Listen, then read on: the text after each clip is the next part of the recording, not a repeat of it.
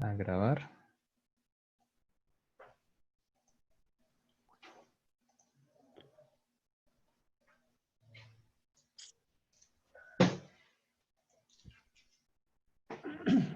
Listo, ya está para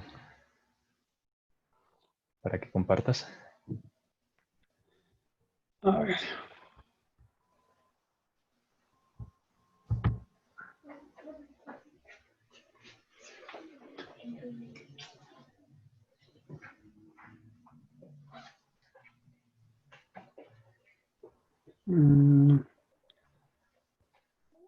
¿Sí se puede ver algo?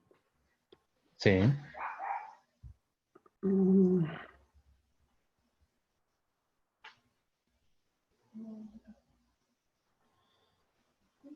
No sé. A ver.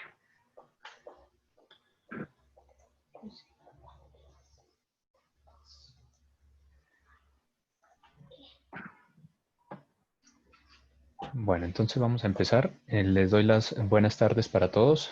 Es un gusto tenerlos acá. Especialmente a Fernando, de nuevo por acá. Ya en sus aportes pues son habituales en nuestra asociación. En este caso, pues vamos a abordar la temática de didáctica deportiva y aprendizaje motor en el tenis.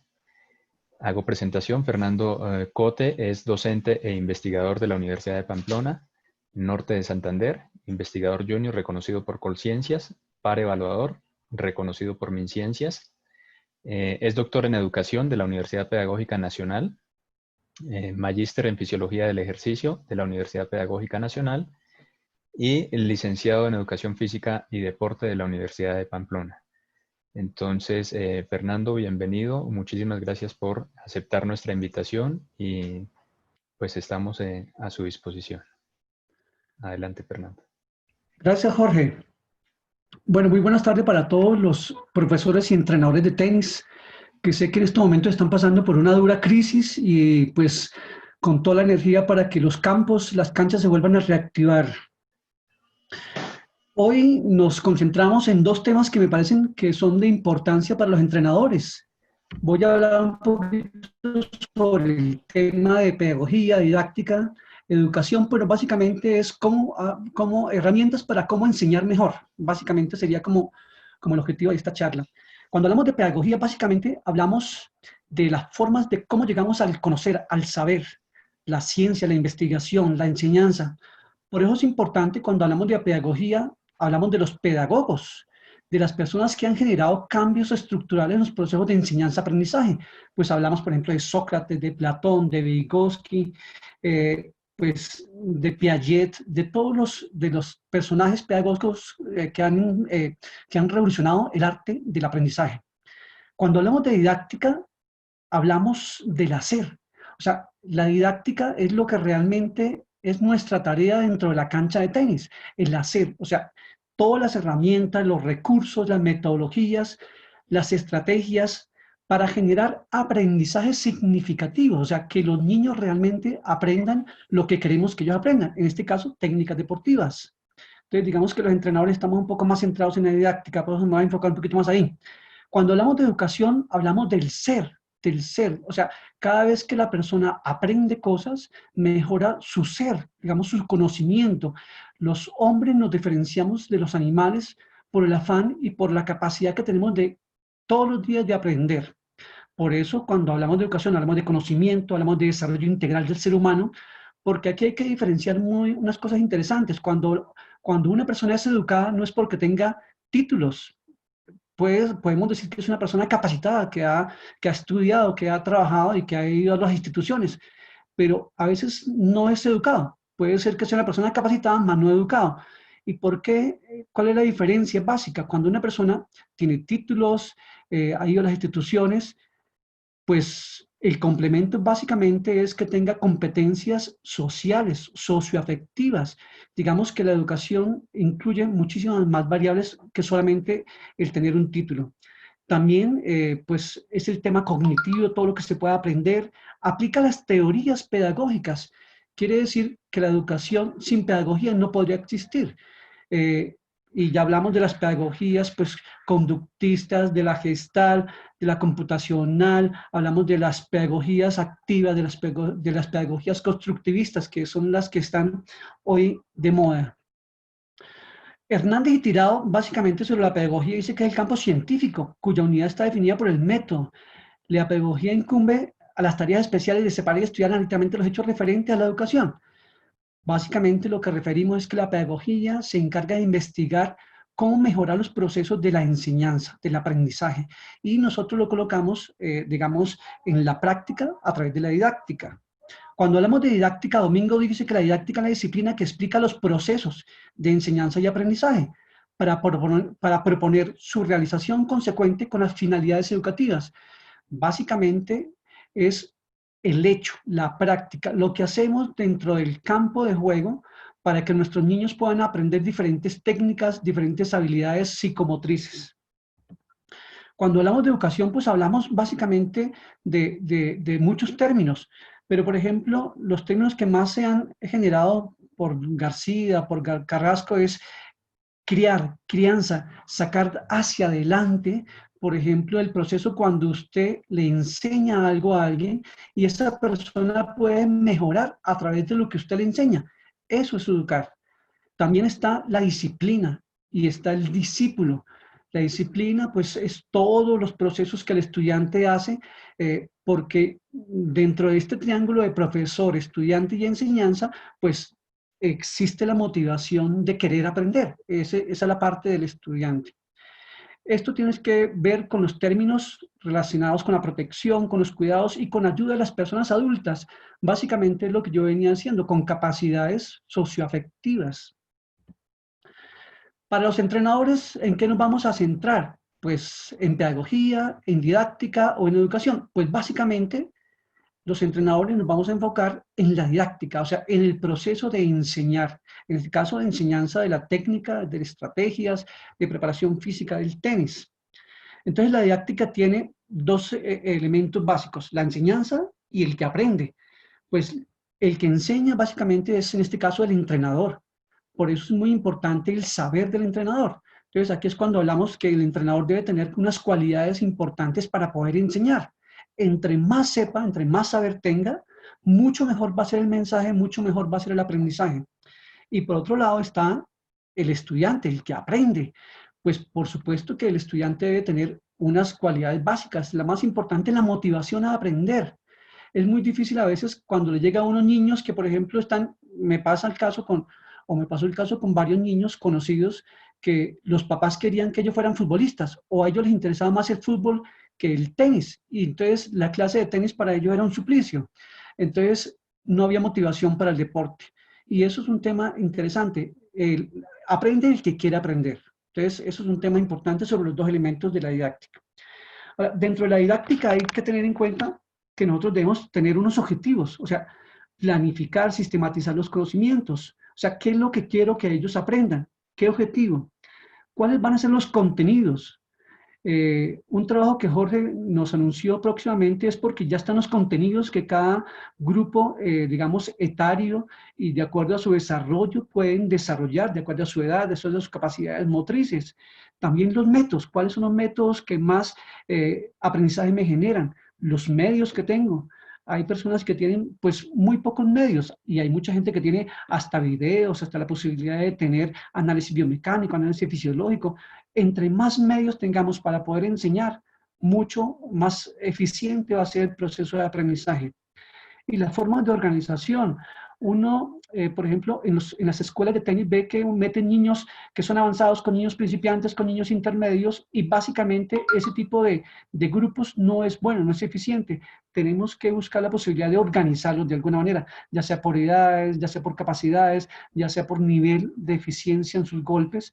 Y una cosa importante para un profesor dentro de la didáctica y que es fundamental, y que muchos entrenadores no lo tienen en cuenta, es la evaluación.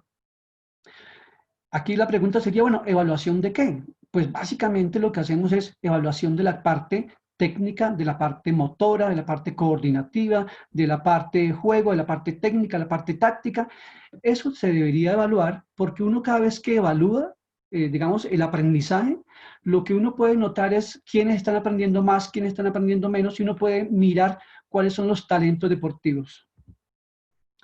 Bueno, como hemos dicho, pues el acto, o digamos, el acto de enseñar es lo que se conoce como un acto didáctico, y tiene tres elementos centrales: el alumno, el docente. Ellos casi que firman un contrato didáctico, o sea, es una relación de padre-hijo, de profesor-estudiante, entrenador, deportista. Esa es la relación que se va a formar ahí, y está mediada por un tema del saber. Ese tema del saber se conoce también como la transposición didáctica. ¿Qué es eso? Es la capacidad que tiene el docente, en este caso el entrenador, para poder enseñar las técnicas del deporte desde su punto de vista biomecánico, fisiológico, técnico, por fases, pues llevarlo a través de diferentes medios, métodos a la cancha para poderlo hacer tan fácil que el estudiante pueda ir aprendiendo poco a poco. De los elementos didácticos, los más importantes, pues, por supuesto, el aprendizaje tiene que estar basado en el alumno, en el deportista. Básicamente, todos los esfuerzos van dirigidos hacia él. Él es el centro del aprendizaje, es, digamos, es nuestro cliente más importante. También están los recursos, los materiales didácticos. Conozco escuelas aquí cerca donde tienen muchos materiales didácticos, aros, cuerdas, aros, todo lo que son materiales que los niños puedan manejar, dominar. Por supuesto, el profesor o profesora, en este caso entrenador, es elemento de los elementos didácticos de aprendizaje. Los métodos, las técnicas, bueno, y aquí ya pues viene la innovación, la creatividad de cada uno de los profesores. Lo que están intentando hoy en día con los profesores es que puedan innovar y que no sigan la metodología básica digamos, de la repetición, porque esos son, si uno aprende como aprendió hace 20 años, resulta que esos métodos ya son un poco tradicionales, son ortodoxos, y lo que se está buscando es hoy en día motivar a los niños para que puedan ingresar al deporte. Los objetivos, ya hablamos un poquito de eso, qué es lo que realmente queremos que ellos aprendan y cómo lo que está. El medio, es muy importante hablar del medio. Pues por supuesto, por ejemplo, lo que estábamos hablando en algún tiempo que estuvimos acá en alguna charla, el medio es muy importante, es diferente tener, por ejemplo, muchas escuelas de formación deportiva, por ejemplo, en Bogotá, donde ese medio les permite a los niños ver a otros niños, a otras academias, y cuando se encuentran en algún tipo de actividad competitiva o de encuentro deportivo, pues eso les va a permitir a ellos saber en qué nivel se encuentran, si han mejorado, si no han mejorado, cuál es la mejor escuela. Digamos que el medio les permite de alguna manera, a través de la competencia, aunque sea una competencia recreativa o una competencia o con campeonatos profesionales, simplemente el hecho de estar en un medio donde haya muchos niños que estén jugando el deporte, eso permite que la gente mejore y motiva. Y los contenidos, pues todo lo que vamos a enseñar. Por supuesto, el tenis tiene muchísimos aspectos técnicos, tácticos, que son complejos de enseñar. Entonces, es un deporte bastante amplio. Luego, a colación es el tema de la profesionalización, que también tiene que ver con esto de la didáctica. El otro día el profesor Néstor Ordóñez hablaba de que ellos quieren que todos los...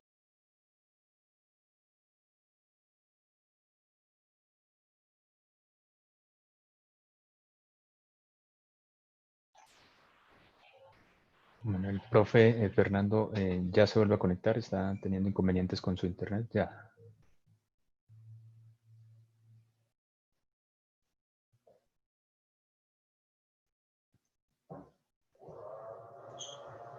Fernando, te desconectaste.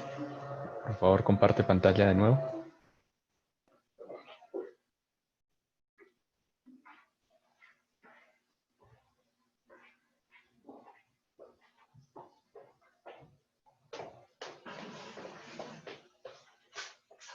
Perfecto, activa tu micrófono, por favor.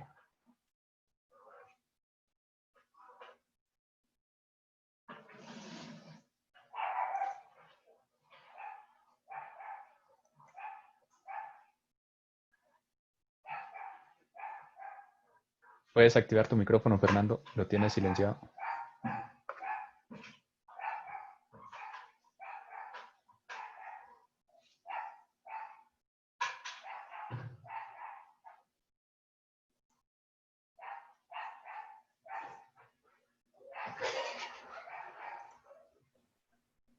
¿Ahora sí me escuchan? Ya, ahora sí, Fernando. Nos estabas hablando del tema Bueno. de Bueno, profesionalización. sí, pues entrando un poquito a eso, lo que pretendían de esto de la ley del deporte, pues es que la gente tenga el acceso a a la posibilidad de entrar a instituciones para que mejoren, digamos, sus competencias. Pues uno, desde la educación física, lo que conocen básicamente son los aspectos científicos, los aspectos de cómo funciona el cuerpo, fisiológicos, biológicos, psicopedagógicos y sociales. Digamos que eso es un paso que uno hace por las universidades, por eso invito a la mayoría de los profesores que quieran integrarse pues, a las áreas técnicas, tecnológicas y profesionales, que esto es lo que los diferencia a ustedes. A veces el conocimiento del entrenador desde su experiencia es muy importante, pero es muy importante también fortalecer eso con conocimientos paralelos, porque el tema de la enseñanza es un tema un poco complejo. Bueno, aquí les dejo esto. Bueno, cuando hablamos de la didáctica, básicamente, no sé por qué se me escapa,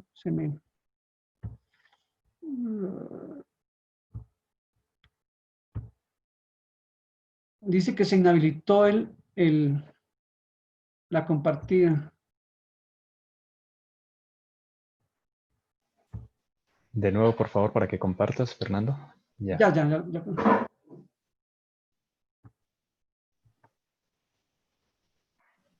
Ahí me ven, es que no sé si. Sí, si lo pones en modo presentación ahí.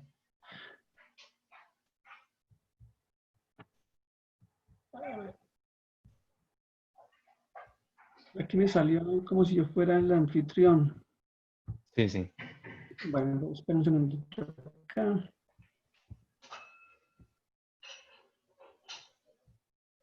Bueno, hay muchos tipos de didáctica. De hecho, hay una didáctica que es la didáctica general, todos los procesos generales de la enseñanza, pero en el caso nuestro es la didáctica del deporte la que más nos corresponde.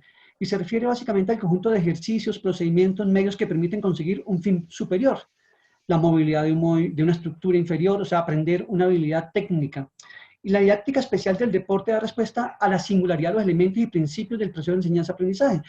Por eso es importante conocer el deporte. En el caso del tenis, desde su organización, digamos, desde el set del tenis, uno lo que nota básicamente es que el tenis es un deporte de altísima complejidad coordinativa.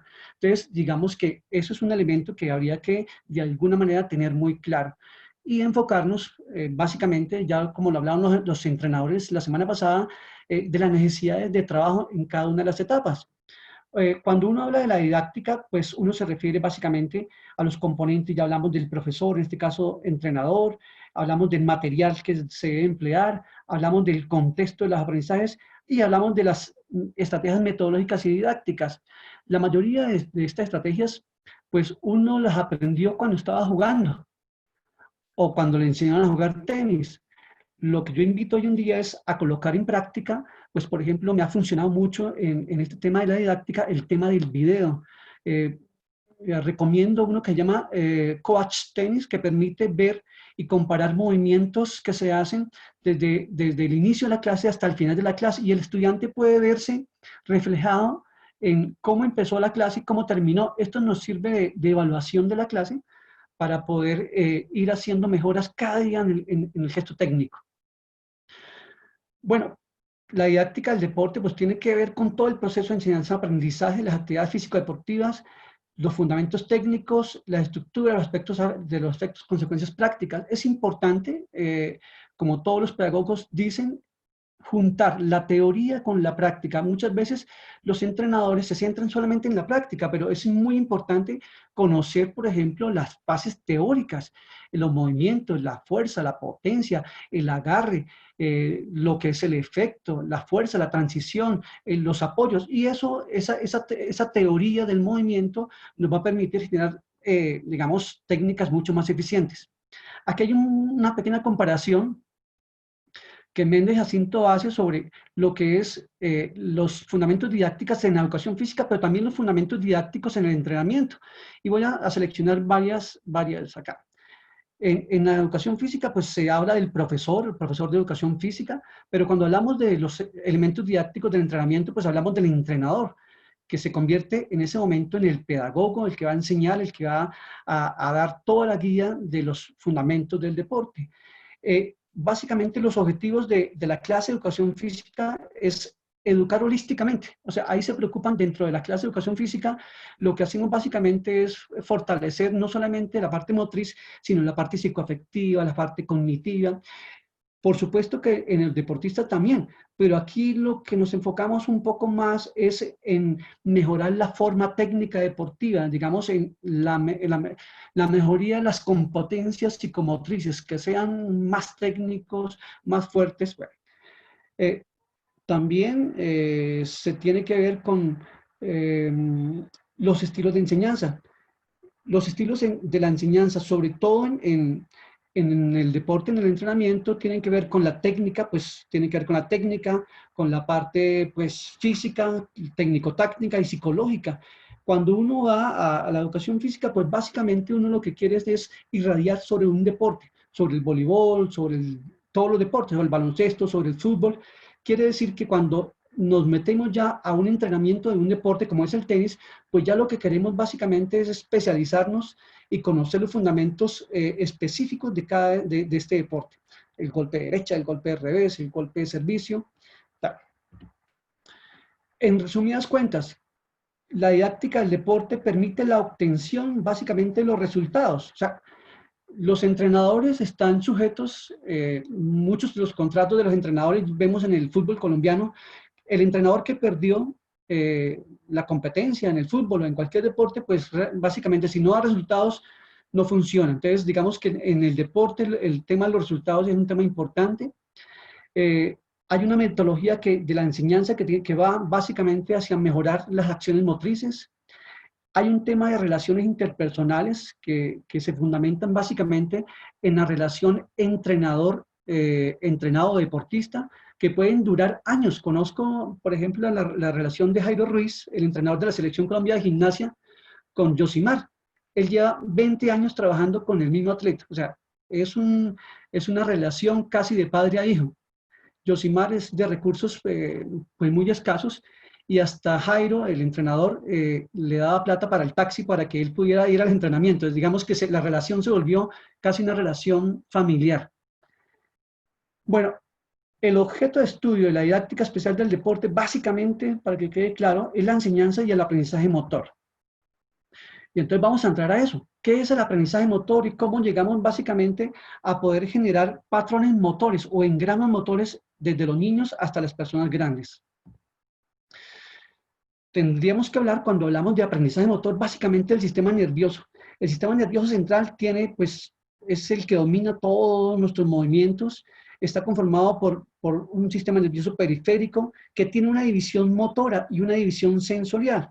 Digamos que esta es la teoría computacional. Tenemos unas entradas vía sensorial y tenemos una división motora, que es la que nos permite básicamente conducir impulsos nerviosos para que los músculos hagan el movimiento que nosotros queremos. Digamos que esto es clave, conocer que tenemos una información de entrada, división sensorial y una división motora. Sobre eso es que voy a hablar en este momento. La pregunta es, bueno, ¿y cómo hacemos para que esa información pase desde el medio externo, desde nuestros receptores nerviosos hasta nuestro cerebro, hasta nuestra corteza motora? Pues funciona como una señora que llama la neurona, que es la célula excitable capaz de transportar impulsos eléctricos a través de vías eléctricas y químicas. Quiere decir que esta célula es la que nos permite de alguna manera llevar los mensajes adecuados y claros hasta el cerebro y que puedan ser de alguna manera controlados y puedan ser de alguna manera organizados en movimientos. Las neuronas tienen básicamente unas dendritas que reciben impulsos, estímulos nerviosos. Tiene un núcleo y un soma que permite definir qué tipo de estímulo-respuesta se va a dar. tiene un axón que es importantísimo, este axón, porque es el que transmite el impulso, es donde se puede mover la velocidad o el impulso que yo quiero dar, si es un impulso de inhibición, de excitación, o sea, de estimulación. Está la mielina, muy importante porque esto tiene un efecto importante en el desarrollo de los movimientos. La mielina es la capa que envuelve el axón y permite que los impulsos vayan o lentos o muy rápidos. De hecho, la velocidad de las neuronas pueden variar desde 5 metros por segundo hasta 120 metros por segundo. En el caso del tenis, pues queremos que los impulsos vayan muy rápido. Y una cosa que se ha demostrado básicamente es que la mielina con el proceso de entrenamiento se puede mejorar, o sea, nuestras neuronas pueden mejorar su trabajo. Y básicamente tenemos aquí unas telodendrones o lo que conocemos como botones terminales, que es donde se conectan a los músculos o a otras neuronas para pasar el impulso. Digamos que todos los estímulos que nosotros damos en la clase de tenis, ya sean auditivos, visuales, táctiles, son transmitidos a través de estas neuronas. Eso tiene la posibilidad, entonces la pregunta sería, bueno, ¿y cómo llega hasta el cerebro? ¿Y cómo llega hasta la corteza? A través de unas sinapsis, que es la comunicación entre neurona y neurona. Esta comunicación se hace a través de unos señores que llaman neurotransmisores. Neurotransmisores. Y estos neurotransmisores son los que permiten que el impulso de ese estímulo que yo doy sea eficientemente dado. Esto genera una comunicación entre, aquí estamos viendo la comunicación entre neuronas a través de neurotransmisores, impulsos eléctricos que son la forma como las neuronas mandan información que nosotros queremos mandar al sistema nervioso. La pregunta es, ¿y qué son los neurotransmisores? Pues realmente son péptidos que permiten la comunicación entre neuronas. Esta comunicación básicamente se da entre neurona y neurona y en el caso del músculo, pues entre neurona y músculo. Entre esa comunicación, más importante es la acetilcolina. Este es el que permite que la neurona pueda activar el músculo para que genere contracción, fuerza. Para que una neurona, cambie y se estimule, tiene que tener un impulso, ese impulso, digamos, como esa estimulación tiene que tener algún componente eléctrico clave. Podemos a veces impactar las neuronas con estímulos muy bajitos y realmente eso no va a significar que se activen las neuronas. En el caso de nosotros necesitamos que estas neuronas estén activas o se exciten fácilmente. Todas nuestras neuronas se encuentran en un estado de negatividad. Podemos decir que se encuentran en menos 70 milivoltios.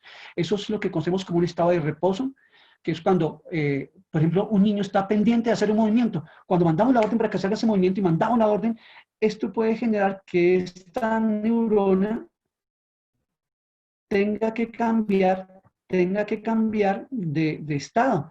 Pase, que se excite, que la comunicación se dé con los entes o con los núcleos superiores de nuestro cerebro. Entonces, básicamente, esto permite que se den dos tipos de respuestas dentro de nuestros alumnos, dentro de su sistema nervioso, que se presenten respuestas de excitación, o sea, que el estímulo que nosotros dimos sea tan bueno y tan eficiente que llegue hasta los núcleos superiores. ¿Y eso por qué se da? Básicamente para conocer esto es porque se abren, hay unos electrolitos que permiten que se despolarice, o sea, que se active. O pasa lo contrario, permite que el potasio salga y que se inactive, o sea, haya una inhibición.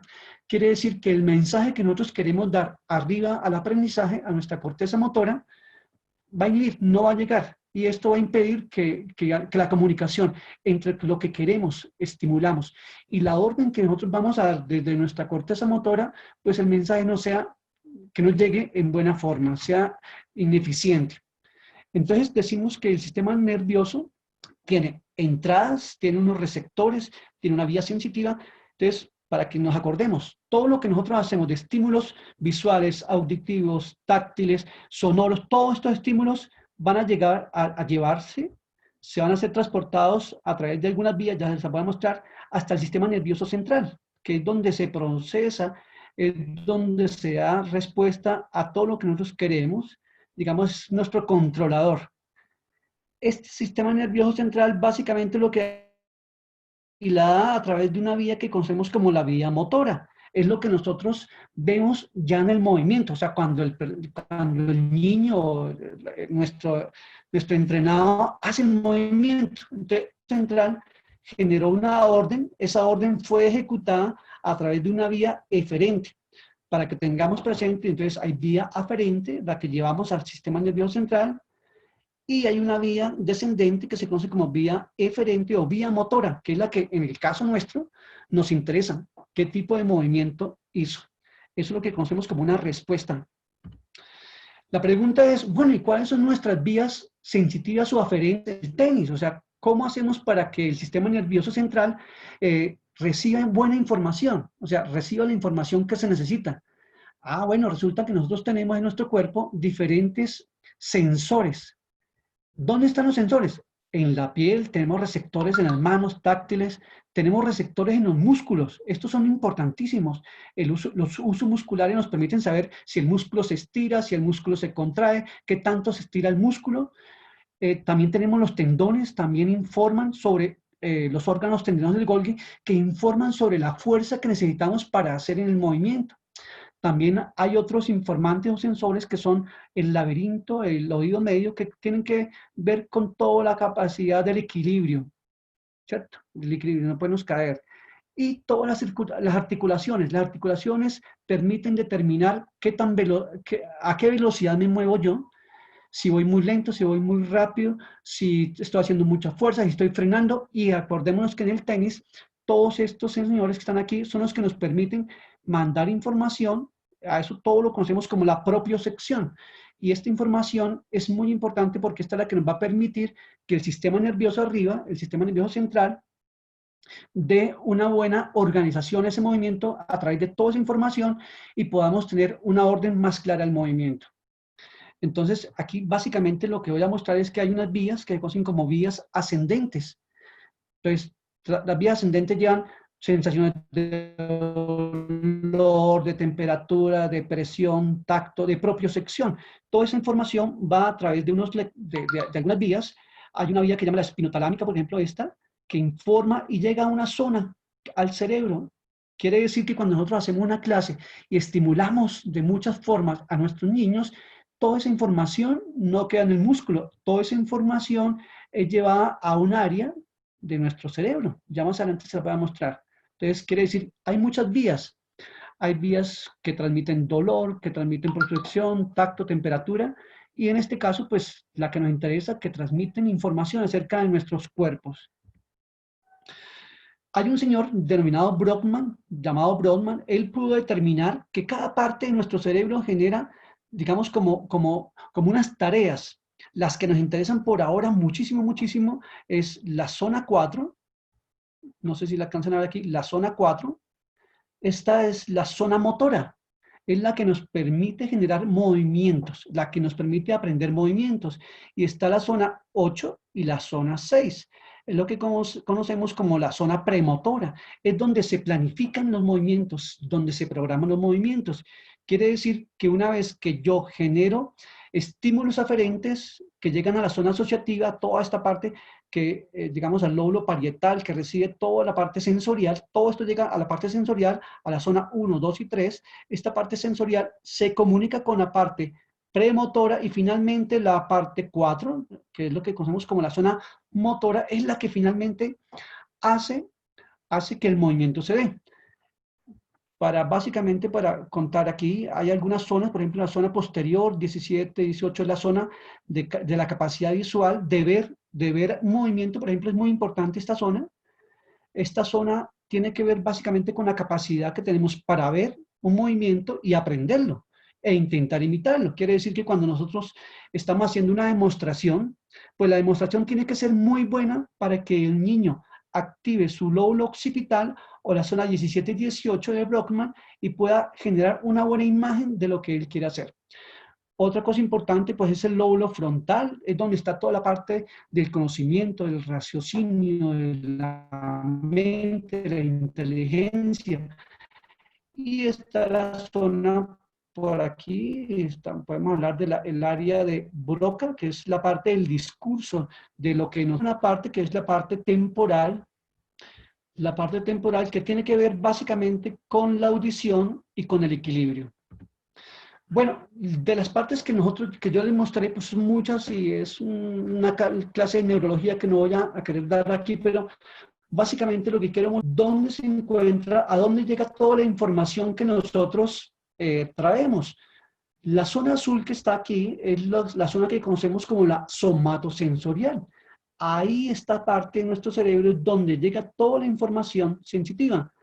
Y esta parte roja, que es la que nos permite generar movimientos. A esta vía, pues a esta zona es, digamos que la más importante, para que tengamos en cuenta cuando alguien nos pregunte sobre dónde es que la gente aprende, dónde la gente organiza sus movimientos, zona o área motora primaria. Esa es digamos, la enseñanza aquí. Bueno, ahora ya vamos con la tercera parte. Ya vimos el cerebro, vimos la zona sensitiva, vimos la zona motora, pero ahora necesitamos saber, bueno, ¿y ahora cómo hacemos para que vengan las respuestas motoras? Pues la vía más importante es lo que conocemos como la vía piramidal. Quiere decir que de esta zona, y es porque viene desde la corteza hasta la médula espinal y finalmente llega al músculo. Y esto es lo que permite la conexión entre el sistema nervioso central de todo lo que usted le informó, todo lo que usted le dijo, todo lo que usted le mostró. Esta es la vía que nos permite llegar hasta el músculo y generar movimiento. Dentro de estos aspectos muy importantes está las funciones también, pues ya hablamos de la corteza motora primaria, pero también tenemos que hablar de un señor que se llama el cerebelo. Este cerebelo tiene funciones importantísimas. Dentro de ellas, por ejemplo, está la que puede hacer comparaciones. Imagínense que él puede comparar cuando un movimiento fue bien hecho y un movimiento mal hecho.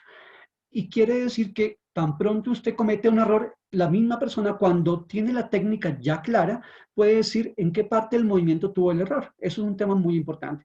También evalúa el movimiento, si fue bueno o malo. Eso nos permite rápidamente saber, por ejemplo, en el tenis, por ejemplo, cuando yo hice un primer servicio y lo fallé, automáticamente evaluamos que el movimiento le faltó velocidad, le faltó altura, le faltó fuerza. Bueno, esa es la capacidad que tiene el cerebelo. Y esto es, por eso es de los órganos dentro de nuestro cerebro más importante. Con el tiempo, con el entrenamiento, lo que hacemos es quitarle mucha función a la corteza motora como al centro más importante y dárselo al cerebro para que los movimientos sean un poco más reflejos, sean un poco más rápidos. Bueno, la pregunta aquí es, bueno, ¿y cómo llega eso hasta el músculo? Lo que nosotros vemos aquí básicamente es que lo que conocemos aquí como una motoneurona.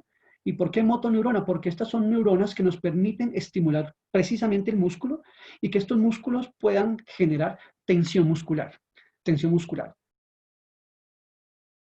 Como ya les había dicho, una cosa muy importante de estas motoneuronas es su capacidad de transporte y de impulso. Esto tiene que ver básicamente con la capacidad de mielina.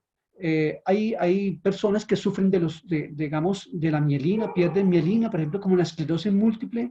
Imagínense que cuando una persona pierde este envoltorio que está aquí, de alguna manera protegiendo la neurona, pues la velocidad que era de 120 metros por segundo pasa a 4 segundos. Quiere decir que con el tiempo pierden la capacidad de movilidad.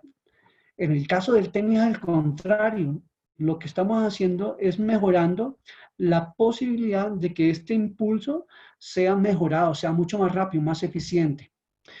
Esta unión neuromuscular que yo muestro aquí, básicamente lo que muestro es cómo esta neurona o esta motoneurona, que es la que nos va a estimular nuestro músculo, viene con un estímulo, viene con un impulso.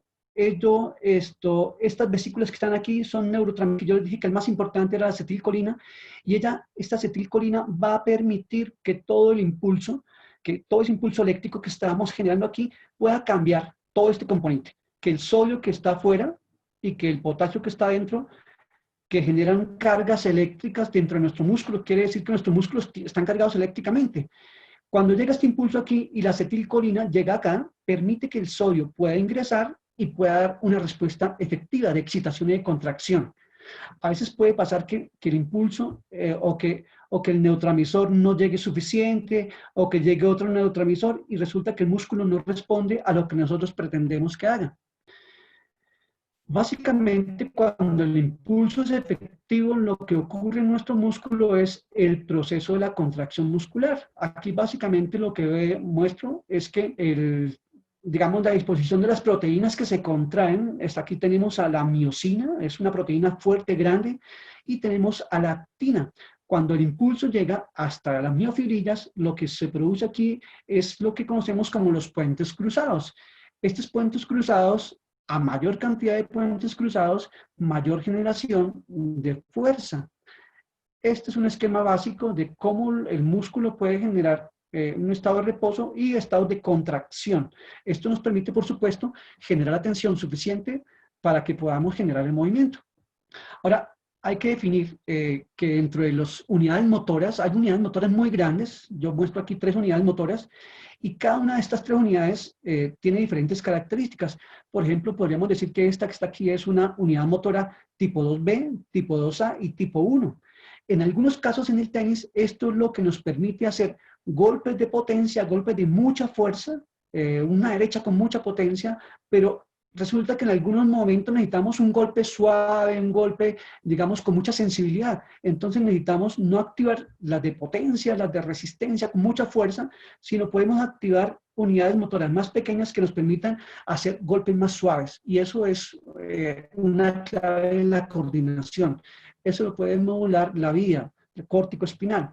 Y eso se puede hacer, esto ya lo hacen las personas que tienen una técnica mucho más depurada. Hoy en el día en el tenis, lo importante de esto es que usted pueda modelar o cambiar golpes muy fuertes, potentes, con golpes suaves y cambiar lo que llamamos el ritmo. Hoy en día muchos jugadores, esta es la clave, cómo podríamos activar diferentes fuerzas. Bueno, sobre esto hay algunos autores, recomiendo a Ramón. Ramón es un profesor de educación física, médico, fisiólogo, biomecánico, que descubre que cuando nosotros hacemos entrenamiento, mejoramos muchas entrenamiento básicamente en el tenis, pero en cualquier deporte, pero él dice que en el tenis dice que se mejoran los sensores, se mejora la conducción del estímulo, el paso de los controles, los procesadores centrales y la emisión de las órdenes. Quiere decir que cuando nosotros entrenamos de una manera adecuada, de una manera clara y de calidad, las órdenes del sistema nervioso van a mejorar, en todos los aspectos van a mejorar. Hay unos autores, Gould, Tanapa y Rips, ellos establecieron una relación muy interesante con un tema que se denomina la neurogénesis y demostraron que en deportes como el tenis, donde hay mucha actividad nerviosa, donde hay mucha actividad neurológica, se pueden establecer nuevas conexiones neuronales a través de unas células conocidas como astrocitos, que permiten que las células trabajen más eficientemente. Pues eso es un beneficio gigantesco para todo. Básicamente, aquí hay un señor que se llama Allen y Sukahara. Ellos muestran este modelo como el modelo del control del movimiento. Entonces, ¿cómo se maneja este modelo? Pues tenemos la idea del movimiento. Puede ser cualquier técnica, puede ser el saque, puede ser la derecha, puede ser el revés, la volea. Esa idea de movimiento, ya hablamos, va a llegar a la corteza parietal, digamos a la parte sensitiva. Esa parte sensitiva va a estar mediada a través de un señor que llama el tálamo. El tálamo es, digamos, la parte de nuestro cerebro que se encarga de conducir a la zona motora todas nuestras aferencias, todos los estímulos, todas las, digamos, todos los estímulos que podamos dar a un estudiante para que aprenda movimiento, visuales, ópticos, táctiles, pasan por el tálamo. Este tálamo le manda esa información a la corteza motora y la corteza motora y nuestro cerebelo en combinación generan respuestas a través de las vías córtico-espinales, que a dónde llegan, ya lo vimos, a las motoneuronas, y de las motoneuronas pasan al músculo y finalmente obtenemos un movimiento. Ahora, ese movimiento es donde, aquí en este caso, ese movimiento ahí es donde viene la función del entrenador, si el movimiento está bien, está regular o está eficiente. Ahí es donde nosotros podríamos hacer retroalimentación, feedback, para que se pueda mejorar tanto la idea del movimiento como la organización. Bueno, este señor que está aquí, Holtz y Weinick, definen que pues, el proceso de control motor pasa por 4 fases. La primera pues, es una información fase de información y de aprehensión. El sujeto no conoce los movimientos, entonces hasta ahora va a tener un acercamiento básico con los movimientos del tenis. Digamos que un niño que va a empezar, él proyecta una acción, pero lo único que él tiene es sus aprendizajes previos, experiencias motoras previas. Por eso es importante la experiencia. En el caso, por ejemplo, del tenis es muy importante niños que han pasado por otros deportes, por el fútbol, por el patinaje, por el voleibol, por la gimnasia. Y esas experiencias previas le permitirían de alguna manera generar movimientos por lo menos básicos. Aquí es muy importante el nivel y su capacidad de observación. Entonces, los niños en el tenis desarrollan esa capacidad de poder observar y poder intentar, por lo menos al principio, imitar de una manera mucho más eficiente la técnica. Intervienen áreas como las 8 y las 6, que es lo que conocíamos como las áreas premotoras. En una segunda fase, ya esas experiencias que él tenía comienza a desarrollarlas a través de la práctica y con indicaciones verbales. Esto es muy importante porque los conceptos verbales, digamos, eh, todas las, todos los consejos, sugerencias que el entrenador pueda dar, tienen que ser muy claros para que el movimiento comience a mejorar. ¿Cuáles son, en esta fase, cuáles son las características? Pues hay un esfuerzo excesivo, uno ve que el estudiante hace más fuerza de la que necesita, son muy erráticos los movimientos, hay brusquedad, quiere decir que el movimiento todavía está muy tosco, hay amplitud insuficiente, hay una cadencia motora falsa, digamos que la secuencia es todavía muy torpe, falta mucho ritmo de la secuencia y no hay precisión, falta precisión motora. Entonces son estos niños que hacen el movimiento, le tiramos la bolita, hacen el movimiento, pero la bola pasó y nunca le pegaron. Entonces todavía ese esquema motor o ese engrama motor todavía está muy deficiente. Llegamos a una tercera fase. En esta tercera fase la llamamos de coordinación fina y ya vemos que el costo energético, o sea, la eficiencia, ya el movimiento está un poco más claro, más limpio, más armadito. Hay un gasto digamos, el gasto es de fuerza, pues es el necesario. La amplitud y los ritmos del movimiento ya son más fluidos y la precisión motora comienza a estar mejorando, o sea, se van mejorando los movimientos. Ya uno observa que el niño sabe dónde inicia, sabe a dónde tiene que ir, sabe dónde es el punto de impacto y sabe dónde terminar. Y ya estamos viendo, ya estamos observando que está adquiriendo una técnica más o menos correcta. Y hay una fase que es la fase de la consolidación, perfeccionamiento y disponibilidad. En esta fase que encontramos, pues ya hay una coordinación exitosa, ya el niño fácilmente puede hacer el movimiento y ya hace movimientos que ya son más difíciles. Ya no solamente golpea en el puesto, sino puede golpear con muy buena técnica cuando lo desplazamos 2 metros, 3 metros, 4 metros a diferentes velocidades. Los movimientos se caracterizan porque son muy fluidos, son muy armónicos.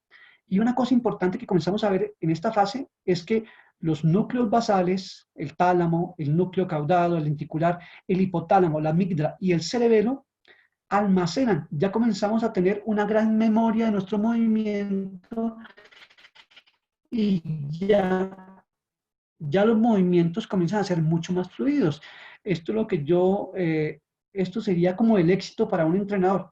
Los movimientos ya salgan casi de manera refleja, que no haya que pensar y generar todo un proceso lento de información, porque esto es lo que nos va a permitir que nuestro jugador pueda aprender rápido y pueda comenzar a ver que está logrando éxito deportivo, que está jugando mejor, que puede ganar.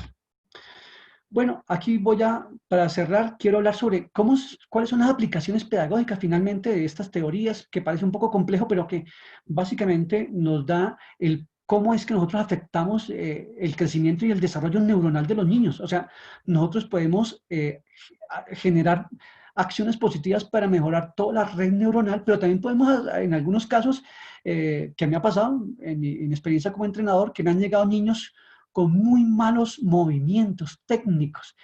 Y resulta que a veces los papás dicen, bueno, profe, ¿cómo hacemos para mejorarle la técnica a este niño? Y eso sí es imposible, es un tema complejo, porque tendría que comenzar un proceso de desaprensión, digamos, de dejar de hacer esos movimientos que fueron incorporados de manera errónea. Bueno, para terminar, quiero dar unas apreciaciones pedagógicas, sobre todo. El lenguaje por el profesor entrenador debe estar acorde al lenguaje del atleta. Muchas descripciones tales como rote la cadera, empuje más, pues no son claras, y lo que hacemos es no dar mensajes claros al niño, y el niño no sabe lo que le están preguntando ni lo que están diciendo. Se debe dar, esto es muy importante, el inicio de la enseñanza se debe dar una explicación sólida sobre la estructura que queremos, de lo que pretendemos, para que el niño tenga la idea muy clara del movimiento. En esta etapa es muy importante mostrar videos de gente que tiene muy buena técnica. El profesor debe preocuparse por tener buena técnica y no buen estilo, que son dos cosas diferentes. Aquí la técnica tiene que ver con la eficiencia, con los movimientos, y es muy importante que este mensaje llegue muy bien y muy claro al estudiante. Una cosa importante es que las correcciones del movimiento, lo que acabamos de ver, todo el modelo del movimiento, todas esas correcciones deben hacerse hasta un máximo de 20 a 25 segundos después de que lo hizo. Para nada nos serviría generar, por ejemplo, buenas conexiones nerviosas si está haciendo un error. Es muy frecuente en las clases de tenis que lanzamos muchas pelotas, hacemos muchos drills, y al final de la clase decimos las correcciones. Usted estaba haciendo mal esto, usted estaba haciendo bien esto, usted esto lo está haciendo mal. Y resulta que ya pasó media hora de la clase. En ese momento no hay cómo hacer retroalimentación y que las conexiones sean eficientes. Se perdió la clase. En algunos deportes como el tenis, donde hay choques, se debe enseñar a percibir el sonido, el impacto. Cuando nosotros hacemos el punto de contacto con la pelota, ella genera un sonido, y hay sonidos que son muy claros, el pack del tenis. Ese sonido es la clave para que el estudiante sepa que ese sonido es el que él debe tener cada vez que le pega la pelota. Entonces es muy importante porque es un estímulo sonoro que le va a permitir a él saber en qué momento lo hizo bien. El estímulo óptico de las estructuras, digamos, los estímulos ópticos, o sea, lo que podemos demostrar, ver, son, digamos, son el estímulo más importante para el aprendizaje, una cosa importante. Se debe desarrollar el sentido de la observación de los niños, pues tan pronto o, digamos, tan claro como le llegue el mensaje, el niño le resultará más fácil aprenderlo. Una cosa que nosotros debemos hacer como entrenadores es la capacidad de evaluar y analizar los movimientos. Debe ser un proceso graduado, planificado y pensado a largo plazo. Requiere el desarrollo de muchos sistemas, incluyendo el aparato oculomotor, que en este caso es uno de los más importantes. Weinik en el 2005 plantea que todo el aprendizaje tiene diferentes formas digamos, de adquirirlo, pero el 20% proviene de la escucha. Por eso es muy importante. Hay muchos entrenadores que no hablan, que lanzan pelotas, pero que no dialogan con el estudiante, y es muy importante estimular a través digamos, del habla, porque el 20% es de lo que el estudiante escucha, el 30% de lo que el estudiante ve. Entonces tenemos que mejorar que tengamos la posibilidad de decir las cosas muy claramente, pero también de que ellos puedan ver muy bien lo que se quiere. Pero lo importante aquí es que lo que se ve y se escucha, o sea, los dos combinados es del 75%, y el 90% de lo que él hace, o sea, de lo que él pueda desarrollar. En conclusión, esto nos va a permitir mejorar nuestra práctica didáctica dentro del deporte. Conocer que nosotros estamos afectando de manera positiva el desarrollo neurológico de los niños, y que cada vez los niños van desarrollando habilidades cognitivas y motoras mucho más avanzadas. Y tenemos que ir progresivamente colocando, digamos, como diferentes dificultades hasta llegar a puntos de máximo rendimiento y eficiencia.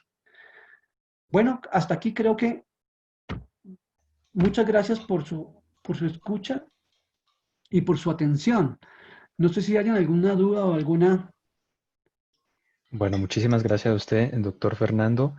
Esta es una temática fundamental ya que conocer fisiológicamente cómo nosotros enseñamos, cómo se forman los hábitos motrices, que veía esas 3 fases que son fundamentales, que el entrenador aprenda a reconocer eso, cuando el deportista está en capacidad de avanzar a un nuevo hábito o cuándo debe transformarlo.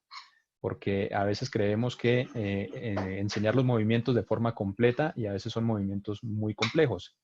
Entonces es importante todo esto, como bien lo mencionabas, la necesidad de la vivencia unido a este conocimiento que tanto nosotros defendemos en la parte pedagógica. Entonces, vamos a dar paso a las preguntas. Les sugerimos que al momento de hacer su pregunta, abran la cámara, por favor, para visualizar la persona que está preguntando. Entonces, Luis Fernando, adelante. ¿Tiene una pregunta?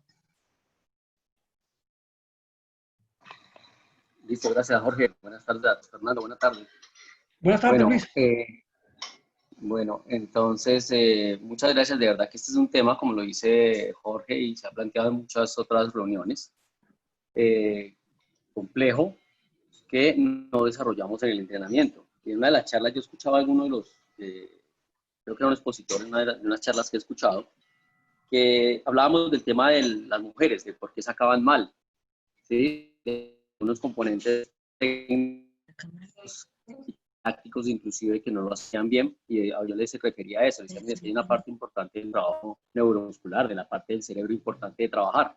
Como eso no se ha desarrollado ahora, ¿sí? O sea, perdón, como no se ha desarrollado antes y hasta ahora se está metiendo más científicamente o específicamente este tema, pienso que los jugadores o los semilleros de jugadores serían de una mejor calidad, habrían más niños con mejores niveles de técnica y rendimiento. Esa es mi apreciación. La pregunta mía es, sabemos que existen diferentes métodos de aprender, ¿sí? Que entonces hablábamos sobre el tema auditivo, sensitivo, visual, ¿sí? Hay muchos niños que uno les dice, pero no lo entiende, pero si uno les da el gesto lo hace más rápido. Como ha evolucionado tanto la enseñanza a nivel mundial, ¿sí? El internet y las generaciones han cambiado tantos, es lo mismo enseñarle a un niño de esta época a un niño de nuestra época, hablando 50 años atrás, no es que esté viejo, pero más o menos eso tengo. ¿Ha evolucionado también este sistema de aprender en los niños de ahora? Claro, Luisfer, el aprendizaje hoy en día estamos expuestos a mucha más tecnología, a mucho más recursos didácticos, a computadoras. Hoy en día en las clases, por ejemplo, lo hago particularmente, eh, tengo un software que permite comparar movimientos antes y después de la corrección. Y el estudiante puede ver en tiempo real la comparación entre el movimiento deficiente y el movimiento real y de calidad. Y entonces, cuando él ve y uno le explica, él puede generar un engrama motor más correcto. Digamos que eso no estaba hace 15 ni 20 años. Entonces, digamos que hoy tenemos recursos tecnológicos mucho más eficientes para poder ver en tiempo real, verse cómo están haciendo el movimiento. Entonces, la facilidad de las herramientas biomecánicas hoy en día pues ha permitido que los estudiantes pues tengan engramas motores mucho más claros. Muchas gracias. Entonces, pues, no, mi invitación es a todos nosotros, los entrenadores, que de pronto, lo que decían al principio de la conferencia, tenemos que estudiar más, capacitarnos más, porque este no es un tema fácil de manejar en campo, ¿no? O sea, cómo llevo eso, esa enseñanza neuromuscular, por ejemplo, cuando los niños llegan dormidos a la clase, cómo lo despierto más rápido, ¿sí? Entonces, a veces los niños, por más que calientan, y siguen toda la clase dormidos, entonces no han despertado esas neuronas todavía. Entonces, bueno, esa es nuestra tarea, entonces, especializarnos más y pues con la ayuda de los doctores licenciados en este tema, como en el caso suyo, mismo Jorge, y los que están colaborando con este método de capacitación, pues bueno, vamos a mejorar la calidad y capacidad de nuestros entrenadores. Muchas gracias, Fernando, por acompañarnos. Pues a la orden y lo interesante sería algún día esta teoría llevarla a la práctica, que a muchos entrenadores les gusta, bueno, ¿y cómo hacemos eso en la cancha? Entonces, buscar la posibilidad de cómo hacemos para generar estímulos táctiles, ópticos, acústicos y todas las herramientas didácticas en una cancha. Algún día lo vamos a hacer. De acuerdo. Aquí hay que unir varias temáticas. Una era los estilos de aprendizaje, los estilos de enseñanza, que son diferentes, cómo yo enseño como entrenador y cómo el niño aprende. Y hay que identificar eso, porque lo que le sirve a un niño, evidentemente no le funciona a otro. E incluso en una misma persona, un contenido puede funcionar bien de forma óptica, pero otro puede funcionar más de forma auditiva. Entonces la idea es, la clave está en eso, cuando utilizamos uno u el otro. Y quiero unirlo con una parte fundamental que dijiste al inicio, y son las categorías didácticas. A veces nosotros vemos eso algo como muy, no sé, muy teórico, pensamos que no se lleva a la práctica. La realidad es que en cada clase nosotros tenemos que tener en cuenta esas categorías didácticas que nos mencionaba, los objetivos, los contenidos, los métodos de enseñanza, los medios. Todo esto es un complemento, que no sea una herramienta simplemente visual, sino que hay que darle el uso en el momento adecuado. Paso a una pregunta que hay varias preguntas que hay en el chat. Wilson pregunta si existe alguna forma de mejorar esa velocidad en watts en el cerebro para que las reacciones sean más rápidas en los deportistas. Sí, la mejor herramienta en el tenis es la repetición, pero la repetición guiada. Quiere decir que el entrenador tiene que dar justo después de que el estudiante haga la técnica, justo en ese momento debe, repetición tras repetición, se deben ir mejorando y dando tics, un solo tics por clase. Yo pensaría que, por ejemplo, si vamos a enseñar la derecha y estamos de alguna manera detectando un error, no detectar 5 errores en una clase, no, detectemos uno, porque vamos a tener mucho tiempo para eso, pero de alguna manera definir claramente cuál es digamos, en este caso, el error más puntual y poderlo corregir en una clase. Y esto nos va a permitir un tema que no hablé, pero igual es por el tiempo, porque es un tema muy complejo. ¿Cómo hago yo para que el movimiento y el brazo se mueva más rápido? Ya hablamos de la excitación, de la inhibición. Me faltó un tema ahí que es la facilitación. Quiere decir que la neurona responda, o sea, la motoneurona responda de tal manera, tan rápido, que no necesita un estímulo tan grande, sino que con un pequeño estímulo se pueda estimular la motoneurona y el movimiento pueda ser mucho más ágil. A ese proceso se conoce como facilitación. Facilitación. Todos los jugadores profesionales llegan a un estado de facilitación, o sea, pueden mover sus miembros de manera mucho más rápida y centrados en la técnica. Bien. La siguiente pregunta dice, como entrenador, ¿cómo puedo mejorar la construcción de engramas en los deportistas, en mis deportistas? Bueno, aquí yo planteo que el entrenador tiene que generar primero un buen discurso, claro, que las ideas que él va a hacer sobre la técnica, sobre la táctica, sobre lo que el objetivo de la clase, él debe dar a nivel verbal una explicación muy clara, pero después tiene que estar acompañado de elementos visuales, ya sea que él demuestre muy lentamente, pausadamente y claramente cada uno de los eventos que él quiere demostrar, pero que eso tiene que ser acompañados, digamos, medios auditivos, medios visuales. Bueno, muy bien. Otro tema acá, lo tiene ahí en la lámina, dice que el 90% se aprende de lo que él mismo hace. En ese sentido, hay un decir que el que enseña aprende 2 veces. Y eso es Tal cual. fundamental a veces utilizar la ayuda de los otros chicos para explicar. A veces cuando uno tiene un jugador ya de un nivel avanzado y uno lo pone a enseñar, ellos comprenden a veces cosas que no habían entendido inicialmente. Entonces esa forma también es muy útil para lograr todo este tema de la didáctica del aprendizaje. No, y otra cosa importante, Jorge, para resaltar aquí es la historia, por ejemplo, de varios jugadores. Jugadores que después de la clase se quedan 2, 3 horas repitiendo con el frontón, la derecha o el revés, y uno dice, oiga, pero ¿por qué este niño hace esto? Y es porque realmente está motivado, le gusta, y no solamente se queda con el, digamos, con los tics que se le dio en la clase. No, hay niños, por ejemplo, me contaban que Vilas en Argentina pasaba 6 horas en el frontón. O sea, iba a la clase, pero pasaba 6 horas en el frontón. Entonces, los otros lo veían como un loco, no, este muchacho está como loco. Es porque lo que él quería y le gustaba, pues hacía horas y horas de frontón mejorando su técnica. De acuerdo. Víctor Arismendi tiene una pregunta, entonces adelante, Víctor. Si activas tu micrófono y cámara, por favor.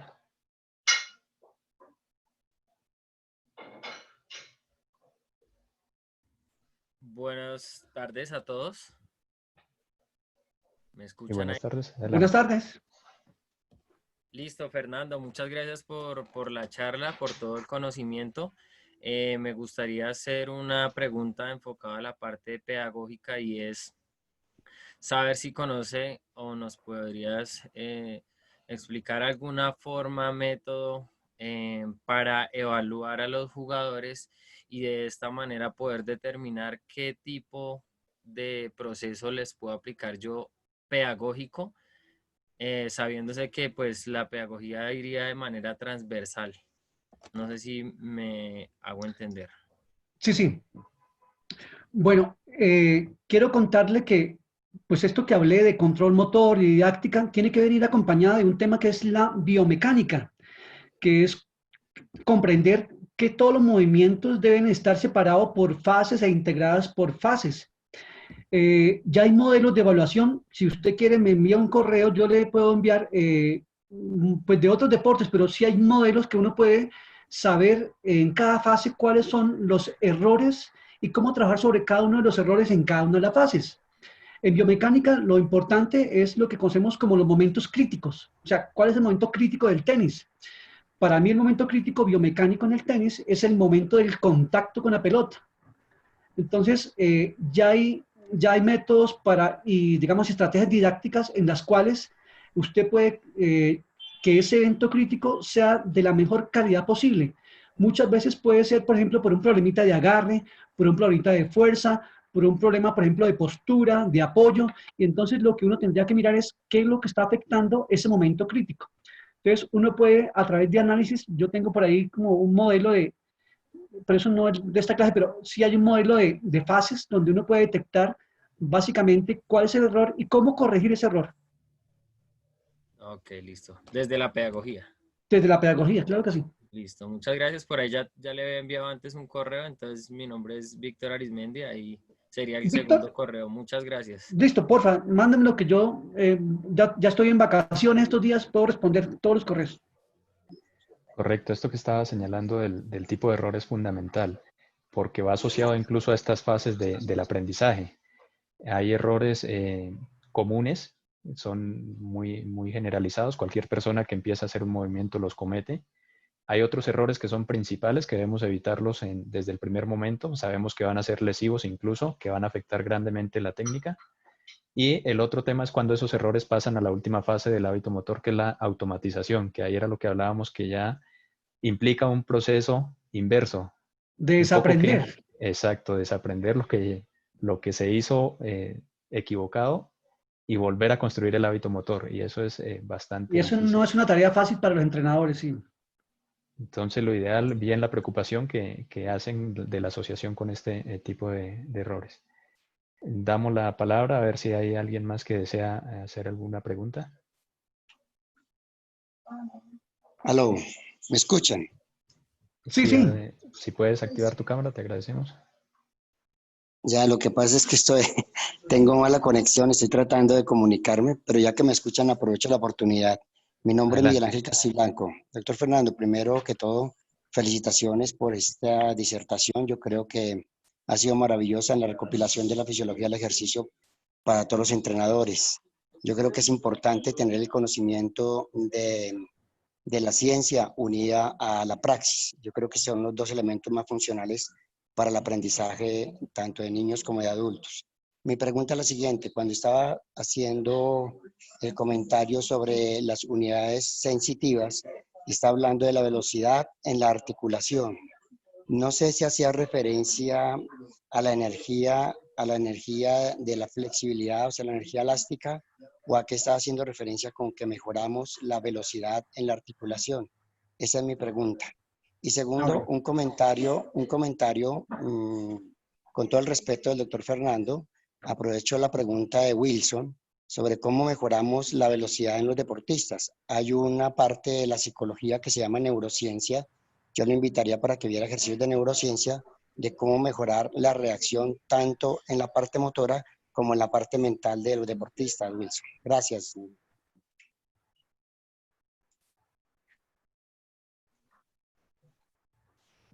Bueno, cuando hablamos de los receptores articulares, hablamos básicamente de lo que son las cápsulas articulares. Ellos tienen receptores que nos permiten determinar a qué velocidad nos movemos, o sea, que estamos en movimiento.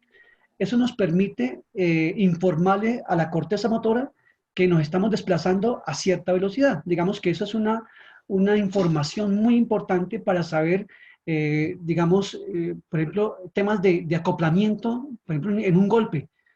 Podemos ir lento, podemos ir rápido y el sistema necesita saber cómo se está moviendo la articulación básicamente. Entonces, hay elementos nerviosos como las cápsulas que permiten dar esa información. Bueno, perfecto. Hay otra pregunta en el chat. Freddy Telles pregunta, en un grupo de 8 participantes de un nivel intermedio, ¿qué por ciento de alumnos aprenden en una clase?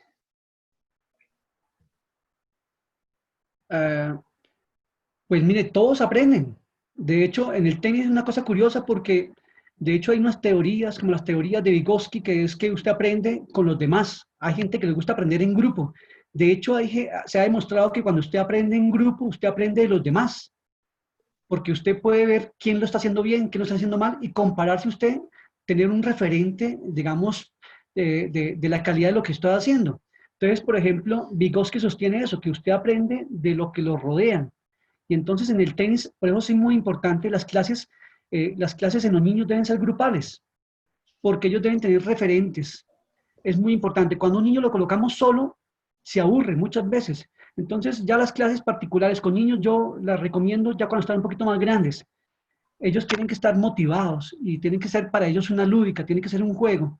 Entonces, en una clase todos aprenden, desde cosas muy pequeñas hasta, igual que la clase de hoy, algunas personas pueden aprender algunas cositas, otros ya sabían. Siempre debemos estar abiertos al aprendizaje, a la posibilidad de aprender todos los días. Bien, de acuerdo. Señalar que este deporte, por sus características, por eso era tan fundamental partir de la caracterización del deporte. Las acciones son variables y eso hace que el nivel de activación mental sea elevadísimo. De hecho, es de los deportes que más activación mental tiene. Creo que habían investigaciones que hablaban de 110 Hz en comparación, por ejemplo, con deportes repetitivos donde el nivel de activación es de 20 Hz apenas. Entonces, imagínense, eso exige estar primero con un repertorio amplio del dominio técnico-táctico y luego pendiente a todo lo que va a ser el adversario, las situaciones del medio. Bueno, realmente lo hace un deporte excepcional, un deporte único. Si hay más preguntas del público, y si no, pues vamos cerrando esta excelente presentación. Luis Fernando, adelante. Gracias, Jorge. Fernando, nosotros estamos en un proceso, como digo, de formar la profesionalización del entrenador y todos estos temas que se han trabajado, pues por los tiempos y todos son superficiales. Igual van a existir los documentos y los trabajos que tenemos escritos ahí. Hay algunos textos de pronto con mayor información que se puedan compartir en los grupos, algunos textos que tenga de este tema, que los PDFs, bueno, con archivos de esto que de pronto muchos entrenadores les gusta leer muchísimo y los podamos compartir. Sí, claro que sí. Voy a pasar una carpetica de PDFs sobre aprendizaje y desarrollo motor, didáctica y pedagogía en el deporte. Creo que a muchos les va a servir para poder, en sus tiempos libres, ahora que estamos un poco más en la casa, yo puedo enviarle una carpeta a Jorge y voy a organizarla para que todos tengan información sobre eso y tengan chance pues, de conocer un poco más sobre eso. Excelente, doctor. Muy agradecido con ese aporte.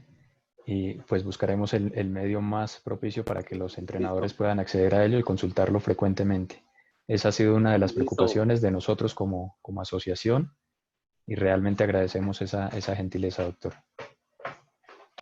Sí, sí, correcto. Nuestros proyectos es tener ese banco de datos de información, tanto escrita como visual.